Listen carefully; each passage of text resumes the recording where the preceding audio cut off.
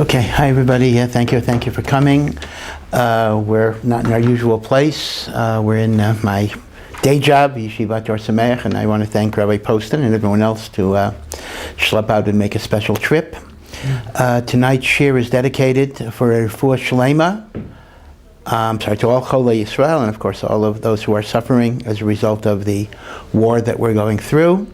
And an aliyat neshama of Rabbi Moshe Fischel ben Rav Michael and Devorah Bas Sarah Finkelstein.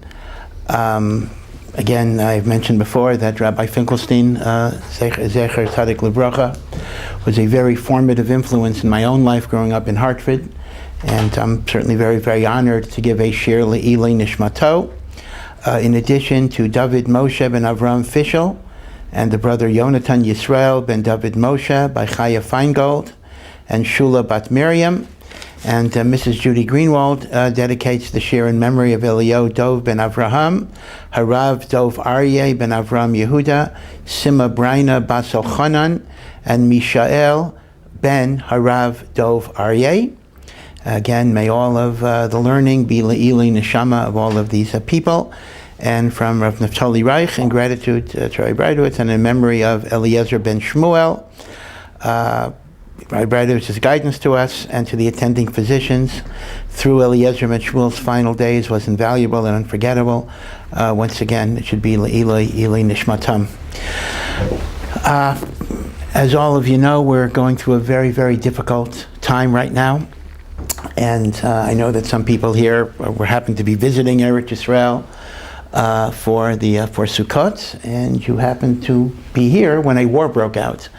And although I recognize how frightening this would be, and all of us are frightened, and all of us are disturbed, but nevertheless, on some level, you do have to understand it actually is a privilege to be with the Jewish people in their land, in this time of distress, in this time of tzara, in which you can join us in going through the struggles that we are going through, and your prayers will be added to our prayers to open the gates of heaven and bring down the mercy of HaKadosh Baruch Hu that we desperately need. And of course, I also want to say that we're all extremely grateful to the people even who aren't in Israel, who I know feel our pain, feel our suffering in many, many ways. Our pain, our suffering is their pain and their suffering. And I know firsthand how many tefillos they're offering, how much tzedakah that they're giving. And may the collective zechus of the people here and the people there throughout the world, Yidden come together. May it be a great, great merit for Am Yisrael to bring a Yeshua and a Geulah from the tremendous struggle that we are presently facing. You know, there's a well-known vort which had the events not unfolded as they would have unfolded, I was going to say, and I'm going to say it, but just to indicate ahead of time that it's actually not that relevant for the situation we're facing. And that is, people point out that we are approaching Rosh Chodesh Cheshvan. We are approaching Rosh Chodesh, the second month of the year. And Cheshvan is often called Mar Cheshvan, the bitter month of Cheshvan. And the common reason that's given is it's the one month of the year that does not have any special holidays.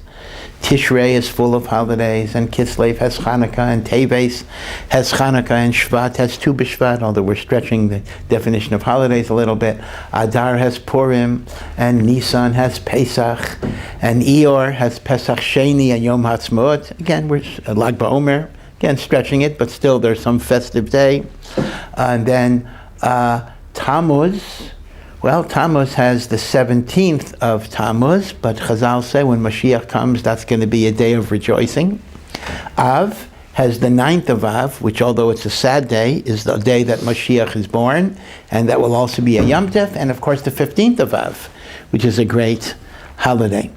Elul has no holidays per se, but it's preliminary to all of the holidays of Tishrei. But Cheshvan is bereft. Cheshvan is ordinary. Cheshvan is not special. And as a result, after all of the Chagim, there's a certain sense of a downer, of no longer having anything to be excited about. But a thought that I often communicated was that Cheshvan is the litmus test of what we gained from the high holidays. Meaning, we had the holidays of reflection and repentance and prayer. We have the holidays of joy. But the real test of a Yom Tov is not so much how you experience it at the time, but whether it carries over into an inspiration that will lift you up through the year. So right after 3 or 4 weeks of very, very intense holiness and sanctity, Hashem puts us into a normal environment to see if we have truly grown from the Yomim Tovim. The Chazon Ish used to give a mashal that if you have a pot and the pot overflows because it's boiling, well, as long as the pot is on the fire, you don't really know how full it is. Even a half-empty pot will boil over when it's on the fire. So how do you know how much the pot really has? When it's off the fire and there's no fire and it's not hot, if it still overflows, then you know it's full. If it doesn't overflow, you know it's not. It's partially empty. So too, the fact that I'm excited and inspired in the middle of a Chag does not indicate at all that I've been transformed. It's precisely in the ordinariness of Cheshvan that we have the real test of the Yomim Tovim. So it's a theme that I've talked about quite a lot, and that is we go from the sacred and special to the ordinary and boring to indicate to God that we truly have absorbed the lessons of holiness and we bring them into ordinary life. That is a thought that I think is very relevant in most years. This year, however, things have taken a different turn.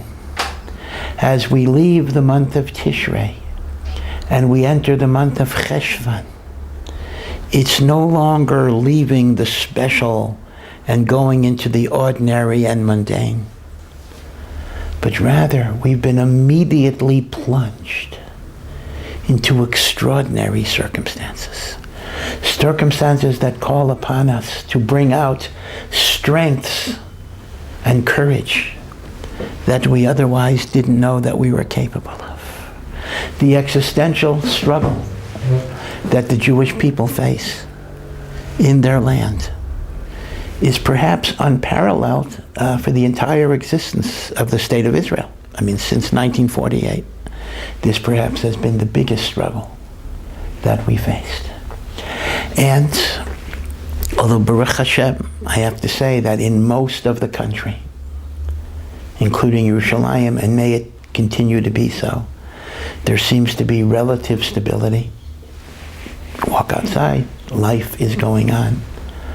But we cannot be oblivious to the cost and the suffering that is happening down south and to a lesser degree, even up north, in which soldiers, thousands of soldiers have already given their lives.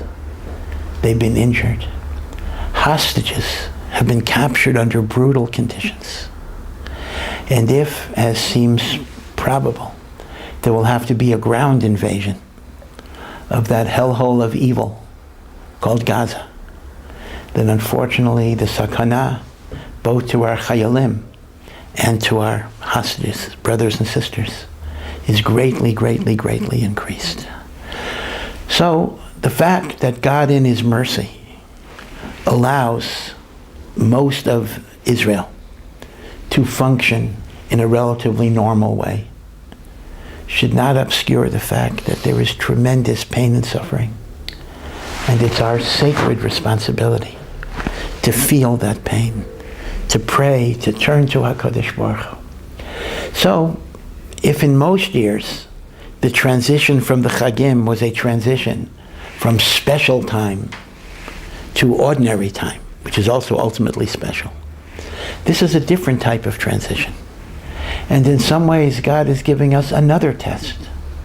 Have we absorbed the lessons of the Chagim as we face the tremendous, tremendous challenges that have been put into our way precisely at the crescendo of the happiest day of the year, the day of Simchat Torah, the day where we were dancing with the Torah, we were rejoicing with the Torah. And that very day, this happened. So there was a lot to think about. You know, people call me up. Everybody wants, from me and really from every rabbi, words of chizuk, words of encouragement, words of strength. And the truth of the matter is, I find it very difficult myself to come up with words. On one level, the messages are kind of straightforward. After all, for the past 7 weeks, the month of Elul, and the Rosh Hashanah, and Aseret Yemei Tshuva, and Yom Kippur, and Sukot, and Shmini Atzeres, and Hoshana Rabbah, and Shmini Atzeres, and Simchas Torah. We've been talking about the need of tshuva, the need of avat Yisrael, the need to grow, the need to become better in so many ways. So what's the message now? The message now is the same message. It's a message that we've been hearing over and over and over again from one rabbi, from other rabbis. Really, everyone is giving the same message. And now, it reminds me a little bit of an old Chabad story where a chassid went to one of the Rabbis, not the last Rebbe, but I think the Rebbe Rashab, and said, we've been through Rosh Hashanah and Aseret Yemei Tshuva and Yom Kippur and Sukot. What do we do now? What is our avoda now? So the Rebbe Rashab said, now the avoda is to do tshuva, not just talk about it, but to actually do it. Now is not the time for talking. Now is the time for action. So in many, many ways, I find it a little difficult to talk about the same things that we've been talking about. It's time to do it and not just talk about it. So there are really 2 points that I want to talk about a little bit. And the 2 points are not necessarily connected, but they're 2 different aspects of the struggle that we're facing. The first, of which I am actually less qualified to talk about, but I think it needs to be mentioned a little bit, are some of the very frightening Messianic aspects of this particular struggle, particularly during this time of year. If you remember the Haftarah from the first day of Sukot, it is taken from chapter 14 of the Navi Zechariah. And Zechariah was one of the very last prophets at the beginning of the Second Temple period. And a lot of Zechariah's prophecies pertain to Mashiach, the apocalyptic struggles before the Mashiach comes, the wars of GoG and MaGoG, etc. And in chapter 14, he describes the wars of GoG and MaGoG, and he describes attacks against Jerusalem, and certainly against the land of Israel, in very, very graphic and striking detail. And there is a tradition that this is connected to the holiday of Sukot, that Sukot is the time of the wars of GoG and MaGoG.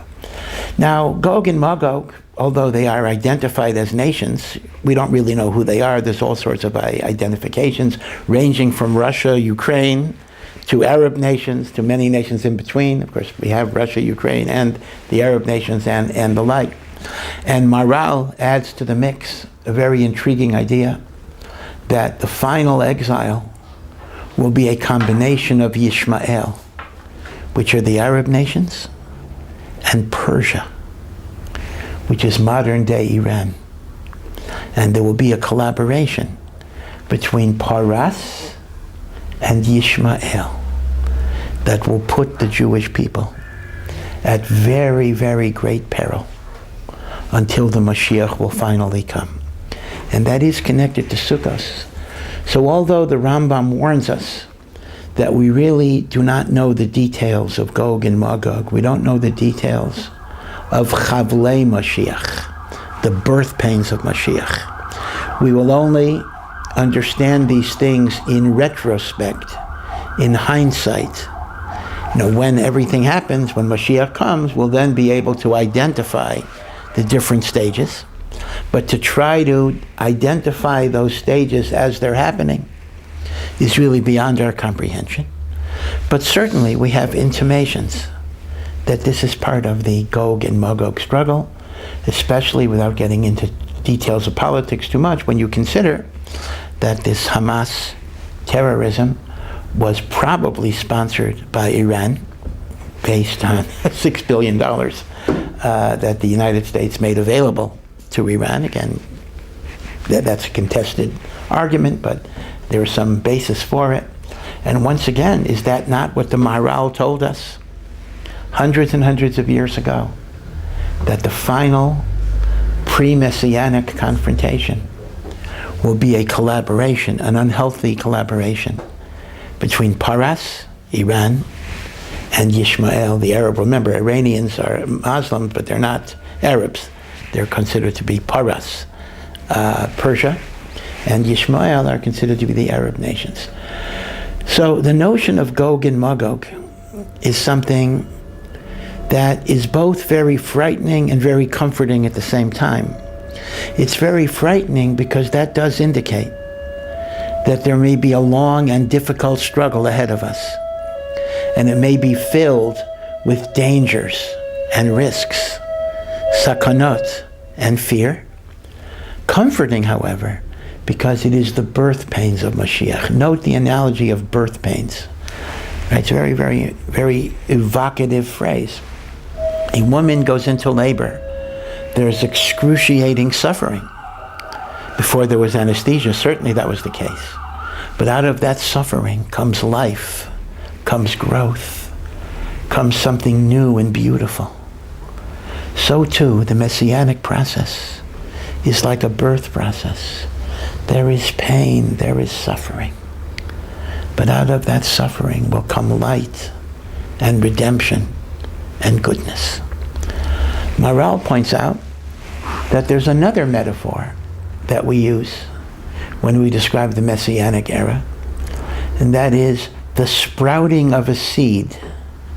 We say in the Amidah, Es Samach David. Samach is a growth. The seed of David will generate. So, if the metaphor of birth connotes the pain that precedes birth, and that connects to the Chavlei Mashiach, the birth pains of Mashiach, the notion of seed has a slightly different connotation, although it's related.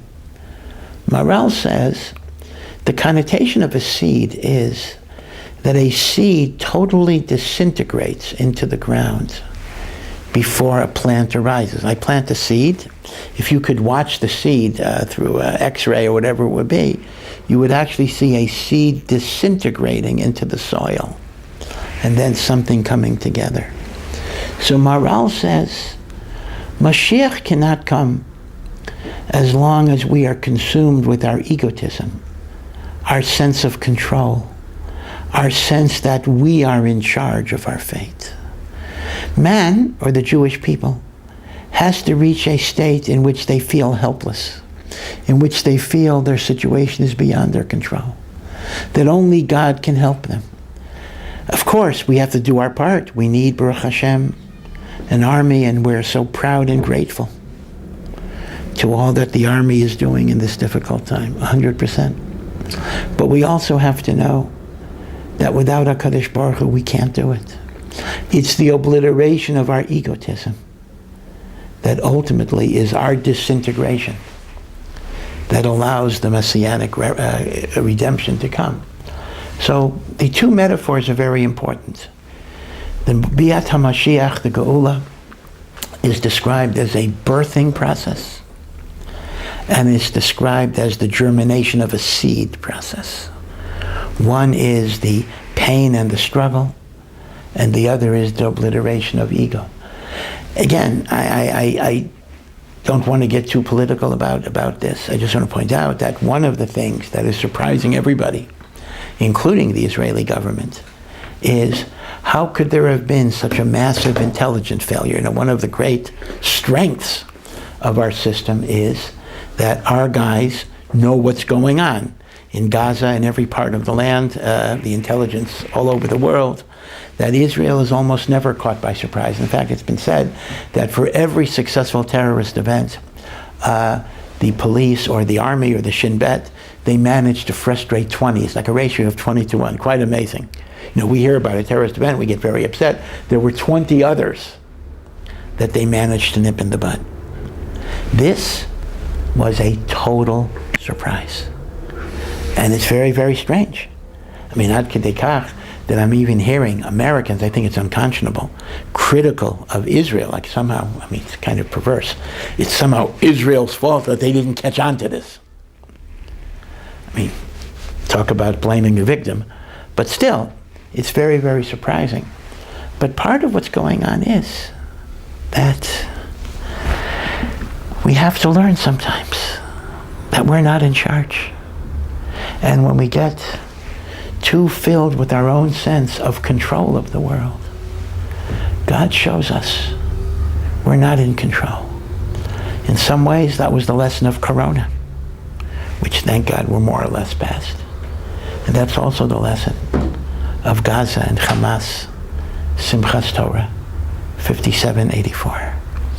But, as the Maral says, once we get our egos out of the way, then we're ready for Geula. Then we're ready for Mashiach. So, as I say, as I contemplate the Messianic picture, and again, this is not anything that I can say I have any firm grasp on, really none of us have, except maybe the greatest Kabbalists, I'm filled with both fear and trepidation, but also with opportunity and hope, because these are the signs of Biat HaMashiach, these are the signs of Chavlei Mashiach. These are the signs of GoG and MaGoG. And indeed, even the time of year fits the description in the Navi Zechariah. So there is hope. There is a reason to be hopeful. And Be'ezrat Hashem, we should see the Yeshuat Hashem very, very soon. Let me go back a little bit. I didn't have a chance, actually, before Sukot to talk about Sukot. But since so much of Sukot is connected to GoG and MaGoG, I'm going to go back a little bit and draw some connections, and you'll see how all of this ties in to the great struggle that we are facing. Sukot is a very unusual holiday. In the time of the temple, there is a Musaf offering, an additional offering that was brought. We bring it on Shabbos, we bring it on Rosh Chodesh, we bring it on every holiday, including Chol HaMoed. But Sukot has a very unusual Musaf configuration. Number one, the number of animals you bring is by far much larger than any other holiday. And number two, they are brought in a descending order. Meaning on the first day of Sukot, we brought 13 bulls as burnt offerings. And then we went down, 13, 12, 11, 10, 9, 8, 7. That's Hoshana Rabbah. In other words, Shmini Atzeret is a different holiday. But for the 7 days of Sukot, we brought the Parei HaChag, the bulls of Sukot, in descending order. And Chazal added up the digits, and if you add up all of the parim, you come up with the number of 70. So we brought a total of 70 bulls on Sukot, going down in descending order. Chazal teach us that the 70 bulls represent 70 nations of the world. Now those nations are descended from the 3 sons of Noach, and they are enumerated in Parshat Noach. Now obviously there are more than 70 countries in the world. The United Nations has whatever number it has, over 100 members, but those are breakaways. But according to our tradition, there are 70 basic national groups, and each of them has their own destiny, their own personality. That itself is a very fascinating issue. Do we believe in collectivist national personality? We tend to think in modern times that every individual is their own person, and to some degree that is true. Not every German is a Nazi, for example, but nevertheless there is a certain national identity that exists. And these 70 nations, by and large, try to destroy us in various ways. And the notion of the Parei HaChag is we bring korbanot to diminish their power as we approach the Messianic era. So these are korbanot to weaken their evil influences. And since Sukot is, in a sense, a reenactment of GoG and MaGoG, so we actually ritualize that through the bringing of the korbanot of the 70 nations. Now it's interesting, there's another take on it in the Gemara, where the Gemara actually says that the korbanot of Sukot are korbanot for the blessing of the 70 nations. We're asking God to bless the nations. Now, in fact, the Talmud even makes the amazing statement that if the nations of the world would be aware of how much blessing we brought to them, they never would have destroyed the Beit HaMikdash. So we have two different aspects here. Are we bringing korbanot to be protected from them, against them? Are we bringing korbanot for them? And of course, if it's for them, you're going to have the problem, why are they diminishing in time? I mean, that doesn't explain that aspect of it. But in truth, I would suggest that these are not contradictory perspectives. We want their evil to be diminished. But we don't necessarily want them to be physically destroyed. We want them too to do tshuva, to turn to God, to embrace goodness and morality, and then they too will be worthy of God's blessing. And the Beit HaMikdash will be, as the Navi Yeshayahu said, and we said this many times in the Slichos, Ki beiti beit tefillah yikarei l'chol ha'amim. My house, God says, my house shall be a house of prayer for all the nations of the world. So yes, we bring korbanot to diminish their evil. And then, when they forsake their evil ways, may God bless them. Now, it's a little strange, because in some ways we've had starts and setbacks. The Abrahamic Accords, some might view this as a step in the direction of tshuva, although maybe it was economically motivated, in the sense of opening up the ability of Jews to have a relationship with some of these countries, to live there, to have synagogues, kosher restaurants, and the like. And then we have this, which is the opposite. It just shows you that when there's movement for good, there will often be counter movements for bad. Right? The world exists with this eternal struggle of good and evil.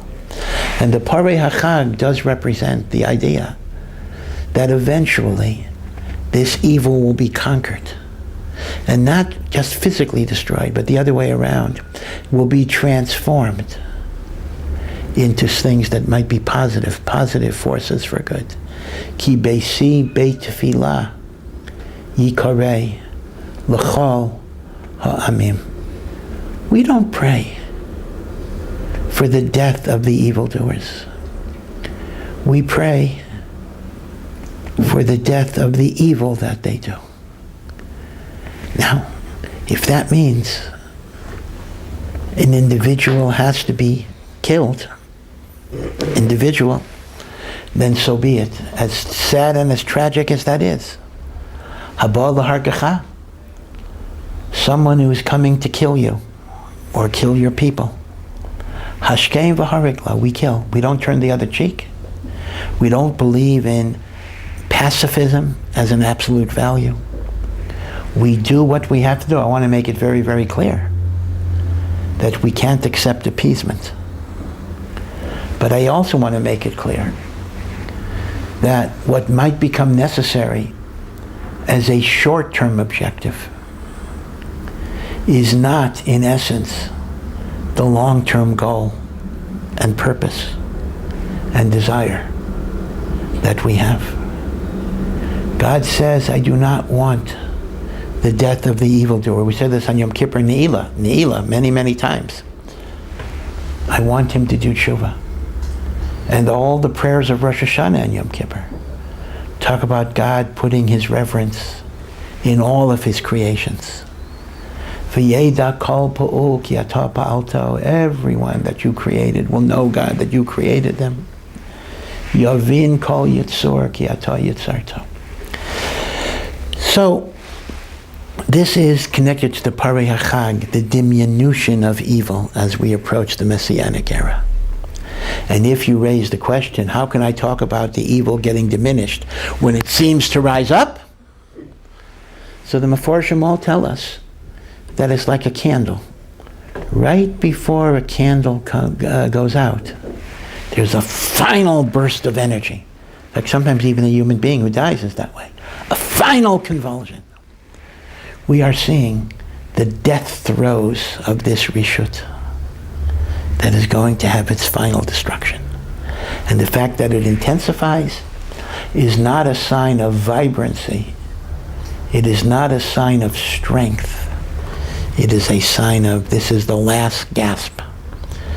We don't know how long that last gasp can be, and that's part of our challenge and part of our struggle and part of our difficulty. But it is the last gasp, although it may be much longer than we would be fully comfortable with. So that's one idea. But let me point out that the Vilna Gaon has an extraordinary observation about the 70 nations. He says 35 of those 70 nations come from Yishmael, and 35 of those 70 nations come from Esav. So everything that's against us is either Yishmael or Esav. Let's flesh that out a little bit. What does the Vilna Gaon mean when he says 35 are from Esav and 35 are Yishmael? He certainly does not mean 35 are descended from Esav and 35 are descended from Yishmael. In point of fact, none of the 70 nations are descended from Esav or Yishmael. Remember, Esav and Yishmael are descendants of Abraham. The 70 nations are those besides the children of Abraham. So really there are 72 nations, Esav and Yishmael are, right? So what does he mean? The 70 nations are from Cham and from Yefes and even from Shem, other Semitic people, but not in the Abrahamic line. So what does that mean? What do you mean 35 are from Esav and 35 are from Yishmael? So the Vilna Gaon must obviously mean it is not that the nations are physically descended from Esav and Yishmael, but it means 35 nations have a spiritual essence that emanates from Esav, a spiritual essence, and 35 nations have a spiritual essence that emanates from Yishmael. What is the nature of that spiritual essence? I would suggest, in explaining the Vilna Gaon, that this refers to the two different challenges that Jewish people face in their confrontation with the nations of the world.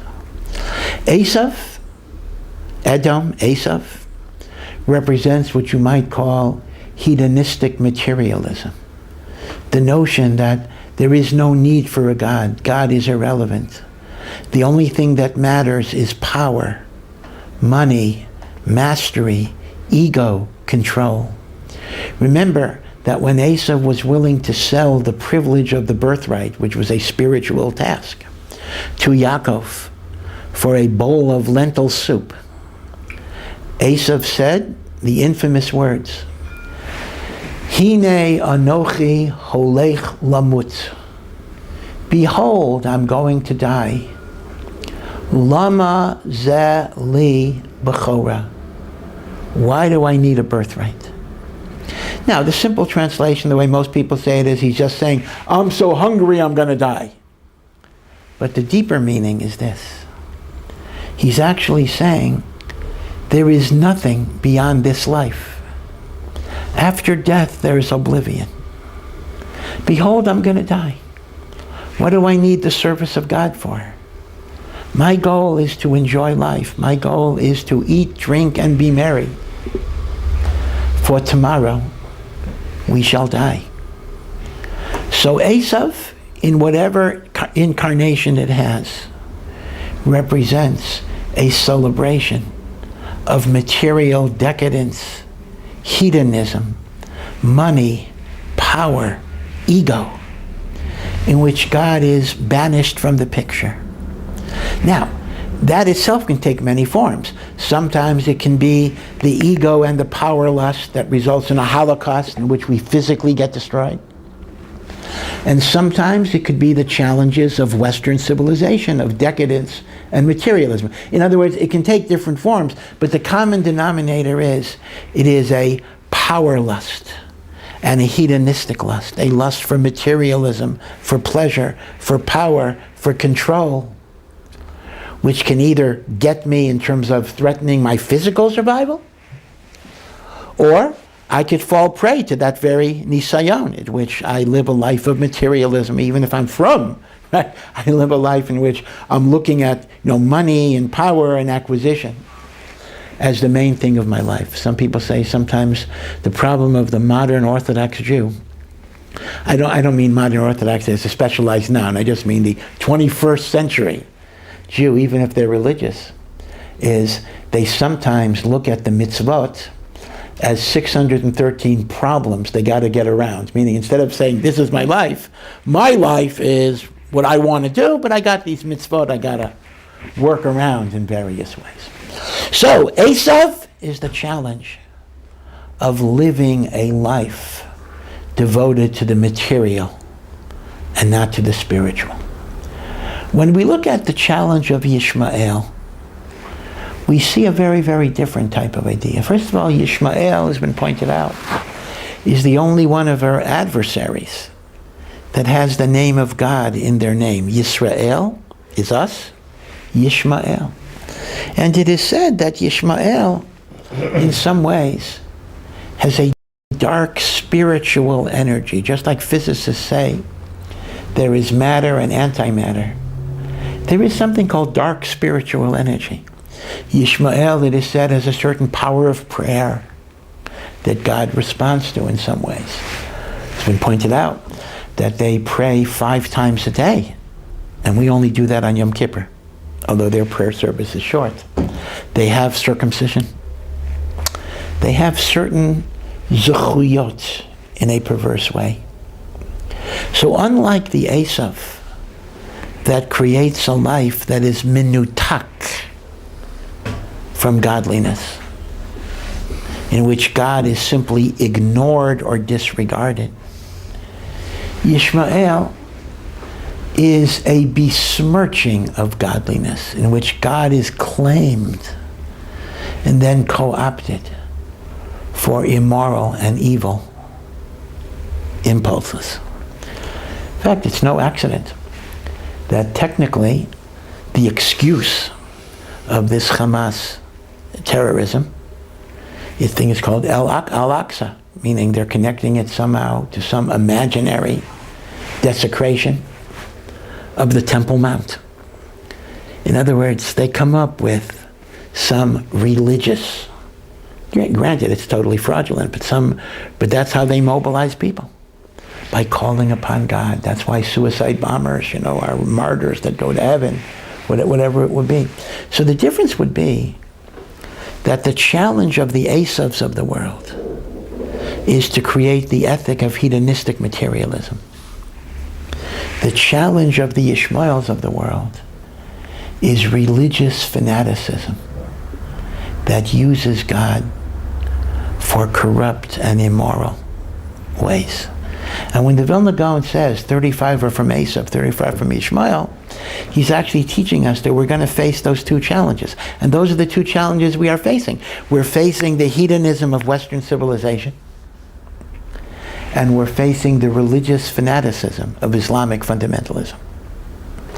Right? The Ishmael and the Esav are hitting us in both directions. Now, what's interesting is, Rabbeinu Bechaya says that this notion of Yishmael and Esav kind of being the spiritual sources of our enmities can be seen in another ritual of Sukot besides the bulls, and that is the Nisuch Hamayim, Now you'll remember that during the year, when the morning sacrifice was brought every day, they would pour wine on the altar. On Sukot, we also pour wine on the altar, but we augment the pouring of the wine with the pouring of the water. There's water and wine separately that are poured on the Mizbeach. And in fact, they would draw the water from the Shiluach, the crack of dawn, and the preceding evening would be the great, great parties in anticipation of that event that were called and are called to this day as a commemoration, Simchat Beit HaShoeva, the joy of the drawing of the water. And Chazal say, he who did not experience the joy of the drawing of the water did not experience joy in his lifetime. So today we don't have the Beit HaMikdash, we don't have the actual drawing of the water, but we have Sukkot get-togethers that are still called to this day Simchat Beit HaShoeva. In fact, the Talmud says there's a bit of a pun here. Shoeva means drawing. You're drawing water, but it also means you're drawing divine inspiration, divine prophecy. The Talmud Yerushalmi says that Yonah the Navi, Yonah the prophet, didn't want to be a prophet. That's why he didn't want the job that God gave him. But he became a prophet because he was so happy in the Simchat Beit HaShoeva, he got zapped with divine inspiration. So be careful. You lose yourself in Simcha, you never know what might happen. So here's what Rabbeinu Bechaya says. He says that when David HaMelech in the book of Tehillim talks about the suffering of the Jewish people, he sees with a prophetic eye all that we're going to go through. He says, Banu ba'eshu v'mayim, we have gone through fire and water because of your name. So says Rabbeinu Bechaya, fire refers to the persecutions of Esav, and water refers to the persecutions of Yishmael. And once again, it is a remez that it is Esav and Yishmael that are the ones that are the primary destructive forces in our lives in the ways that I explained it. So Rabbeinu Bechaya says very beautifully, since Esav is described as fire, and fire generally has a reddish color, the pouring of the wine on the altar represents the eventual tshuva of Esav that will come back to God. And on Sukot, the pouring of the water on the altar represents the eventual return of Yishmael, fire and water. So whether you view it in terms of the parim, the 70 bulls, 35, whose power gets diminished, or whether you view it in terms of the wine and the water, which is Eish and Mayim, which is Esav and Yishmael, you see that the one takeaway from Sukot, among many, many takeaways, is the eventual defeat of the powers of Esav and Yishmael, but not necessarily by their physical destruction, but by their returning to God and being reunited in the Beit HaMikdash, Ki Beiti, Beit Tfilah, Yikarei L'chol Ha'amim. Okay, so this is, again, going back a little bit, talking about Sukkot, but I think it is very, very relevant in terms of what we're going through. So now I want to take this analysis a little further.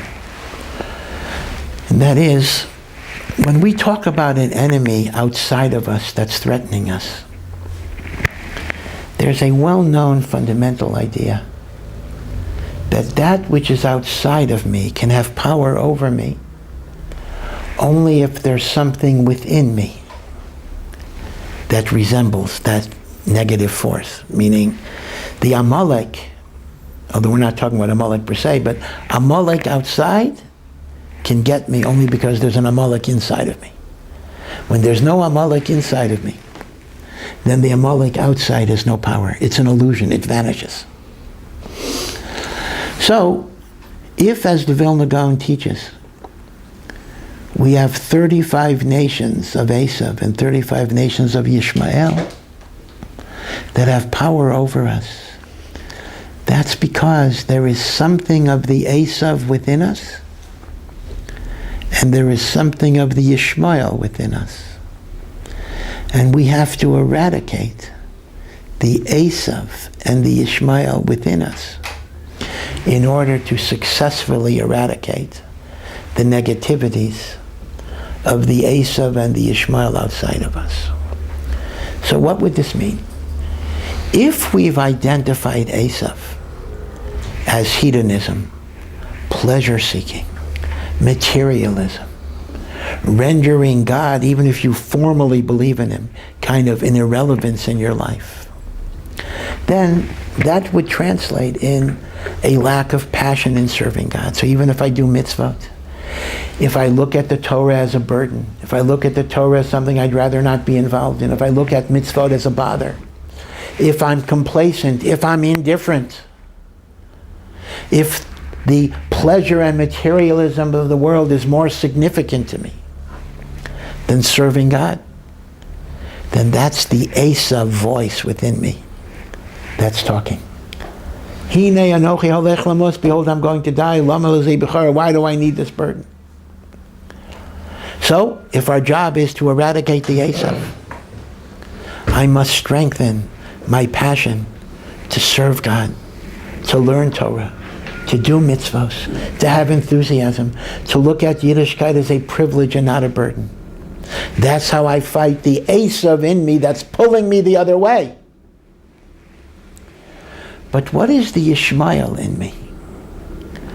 The Ishmael in me is when I believe in God, but I use my faith in God to disparage, to denigrate, to demonize, to delegitimate others. Now again, I have to be very, very, very careful here.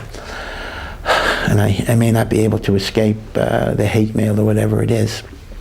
I'm going to utter a criticism of our religious world, but and say that there's an aspect of Ishmael in it, but I do want to make 1,000,000% clear that I'm not drawing, God forbid, a moral equivalence between what we are sometimes guilty of and the atrocities that are being perpetrated. I am not suggesting equivalence, and no one listening should make any assumption of equivalence. But I am suggesting that there's a little bit of the Ishmael within us that makes us vulnerable to the Ishmael out there. And that is when we have a lack of Avat Yisrael, not loving our fellow Jew, delegitimating, demonizing, saying anyone to the right of me is a fanatic, anyone to the left of me is an apikoros. It's only where I am. And I try to give myself a moral superiority that I am the right servant of God and you're not. That's the voice of Yishmael that's speaking. And that makes us vulnerable many, many, many, many times over to those who make the same claim against us.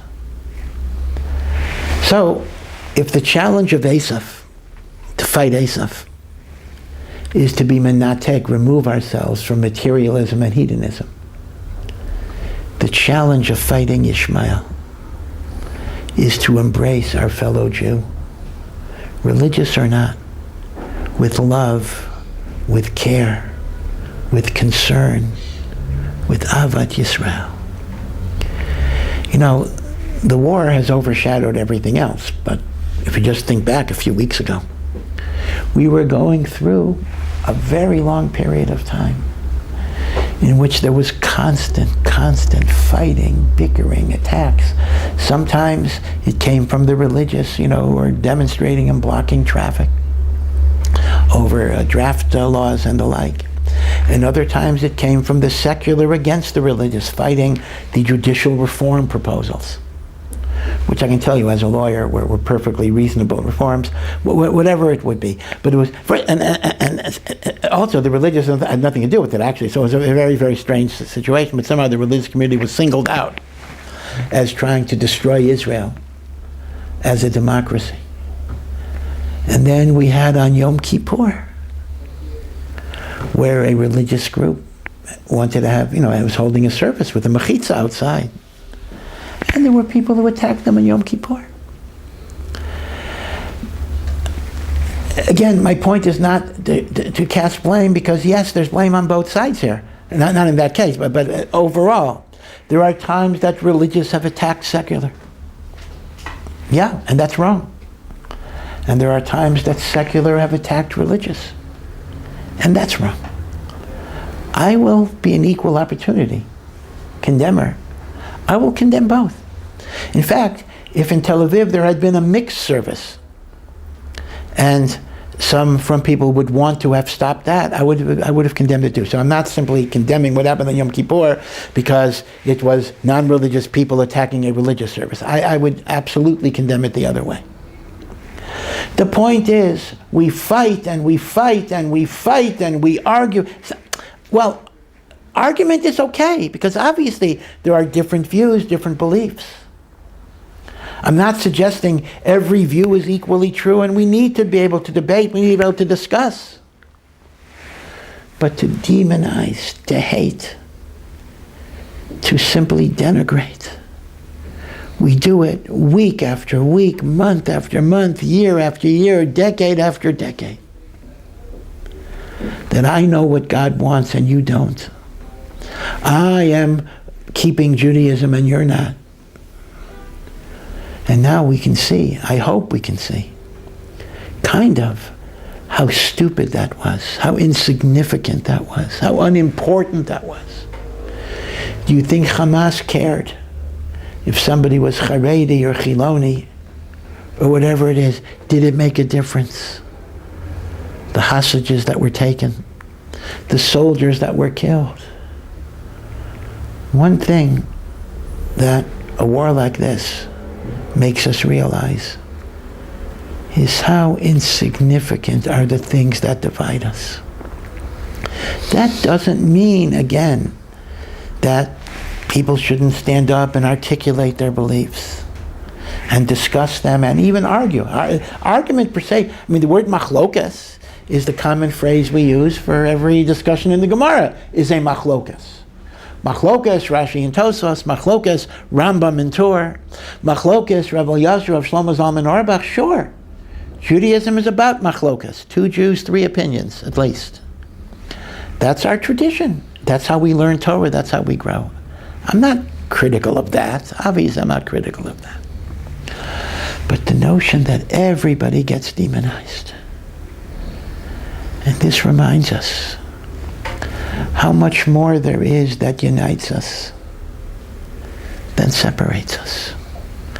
And when we demonize, we're not really speaking as Jews, we're speaking as Yishmaels, in which the midah of Yishmael is within us like a cancer that's leading us astray. So these are the things, we have to learn.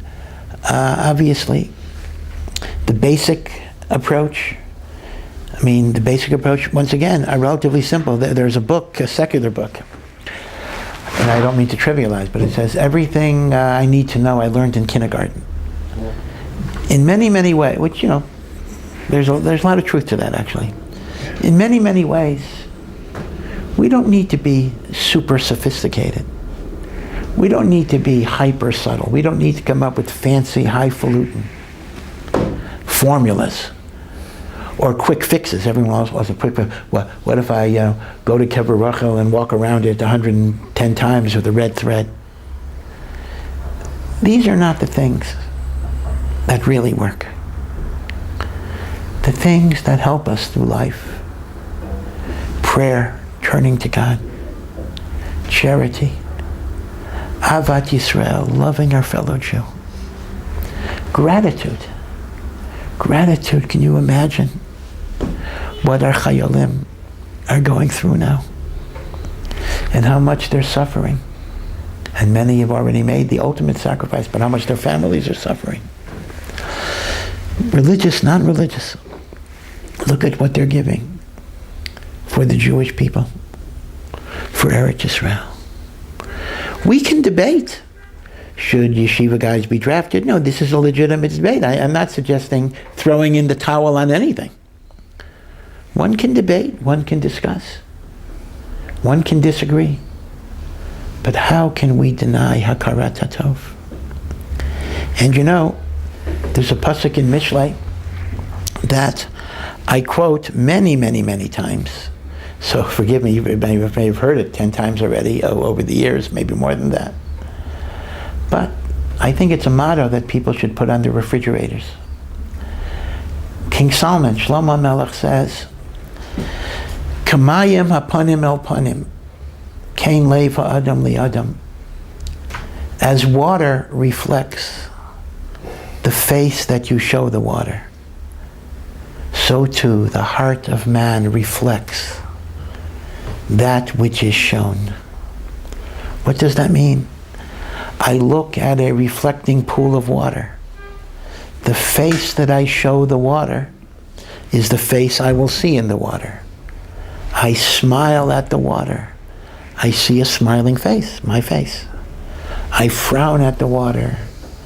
I see an angry face. So too, the respect that I show you will be mirrored back to me. If a religious Jew can show hakarat hatov for the good that people do, then they too will see the good that religious people do. Now again, religious people, that's a very wide swath. Obviously there are many, many religious soldiers in the army itself. But even those who are not in the army, we believe, if you're a believer, that Torah, mitzvos, tefillah bring down spiritual blessing. But people who are not connected so much to Judaism don't always see that. But if we would have hakarat hatov for their contribution, they would also have hakarat hatov for the other side, the other contributions that are being made. Right? So these are things we have to learn. And unfortunately, it sometimes takes these great, great, great tragedies to make us pay attention to what we should have known all along. That we have to be one. We have to be together. We have to love each other. We have to care about each other. And together we turn to God. From asking Him for Yeshua, for salvation, for mercy, for rachamim, so the deaths will stop and the destruction will stop.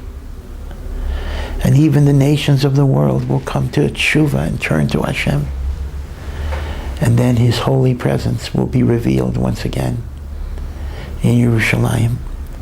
And the Beis HaMikdash will become the Beit Tefillah Yikarei L'chol Ha'amim, the house of prayer for all of the nations of the world. May we be zocheh to this very, very, very soon. B'mheira b'yameinu. Amen.